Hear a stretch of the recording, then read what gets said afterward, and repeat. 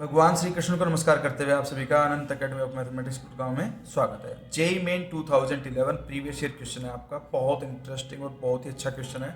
The domain of the function F X is equal to 1 upon under root mod of X minus X. हमें इसकी domain निकालनी है। तो एक बात तो ये ध्यान रखना, डोमेन जब भी निकालते हैं तो इसका मतलब एक्स की वो पर्टिकुलर वैल्यू होती है जिसे पुट करने पे फंक्शन आपका डिफाइन हो। तो वो जितनी भी वैल्यूज हैं जिनको पुट कर सकते हैं वो उसकी डोमेन कहलाएगी। तो एक तो डिनोमिनेटर में इसलिए जीरो नहीं होना चाहिए, दूसरा अंडर रूट के अंदर इसलिए नेगेटिव नहीं होना चाहिए। तो केस क्या कहता है कि भाई जो मोड ऑफ एक्स है ना माइनस एक्स, नेगेटिव नहीं हो सकता, इक्वल टू जीरो नहीं हो सकता, तो क्या होना चाहिए ग्रेटर देन जीरो। इसका मतलब मोड ऑफ एक्स जो है ग्रेटर देन एक्स। और अगर mod of X greater than X है तो जो x है वो लेस देन जीरो होगा, तभी ये कंडीशन सेटिस्फाई होगी। ये बात आप ध्यान रखना, क्योंकि अगर x पॉजिटिव आ जाता है तो पॉजिटिव में फिर ये दोनों इक्वल हो जाते हैं, ग्रेटर देन नहीं आता।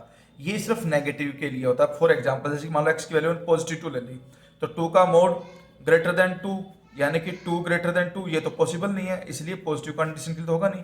लेकिन नेगेटिव का मोड अगर हम लें और वो आपके पास माइनस, यानी कि दोनों तरफ एक्स की वैल्यू -2 पुट कर दी, तो हम देखते हैं कि -2 का मोड +2 हो गया और प्लस वैल्यू हमेशा किसी भी नेगेटिव वैल्यू से ग्रेटर होती है और ये जीरो इक्वल हो नहीं सकता।